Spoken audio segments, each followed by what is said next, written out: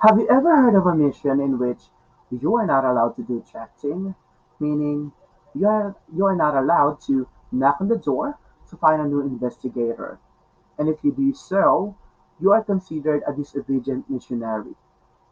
Well, every mission has a different strategies and it's fun sharing it in return missionaries get together or sharing it with the youth. And today, I want to inform you a mission where I served, which was in the Philippines Cagayan de Oro mission, which was not doing a typical mission strategy such as tracting. And we have a strategy called no tracting policy. I'm a returned missionary that never had an experience in tracting. Our mission used to have a foreign missionaries way back to the early 2000, but our church stopped assigning them because of the war in this part of the country. And we also don't have a couple missionaries, but we have office elders, and I used to be one. When I entered my mission, we are under martial law because of the Marawi Siege War. We used to work early as 8 a.m. and need to be home before 5 p.m. because of the curfew, and we need to be extra careful. And because of that, my mission president, together with a council consisting of assistant to the mission president, zone leaders, and sister training leaders, they did pray and they did brainstorming to create these strategies. And next, I will tell you how we work using the no tracking policy. The no tracking policy has a lot of strategies that support this policy. We had 10, but I will share with you today 4 of them. First, be makulit or be persistent. We are always visiting a members maximum of 3 times a week, asking for referrals, teaching them a lesson, giving them service, or just visiting them to know them. So we can gain their trust and they can give us a referrals. Second, we do street fellowshipping. So we do street fellowshipping by talking to people on the street as we are on the way to the member houses. As we talk to the people on the streets, we can give them a teaching appointment and sometimes we can teach them at that moment.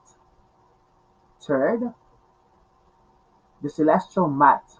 So 1 plus 1 is equals to 7, which means one individual or more plus one family or more equals 7 or more baptisms. We focus on teaching families to have more baptisms. And lastly, we have MPT lesson, most powerful tool. The Book of Mormon is the most powerful tool for our conversion. We teach the members how to share the Book of Mormon with their friends, relatives, and someone important to them. And finally, I will tell you about the incredible results we had. I remember when I was a zone leader, I asked my mission president for permission to hold a fireside in every branches in the Polog district to present the no tracking policy. We had a wonderful experience, and after that month, our zone became number one in baptism in the whole mission. My mission president always believed that numbers matter.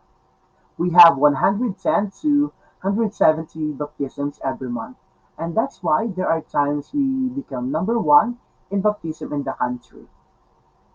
When I became an assistant to the mission president, I remember we were number one for 3 months, from January to March 2019.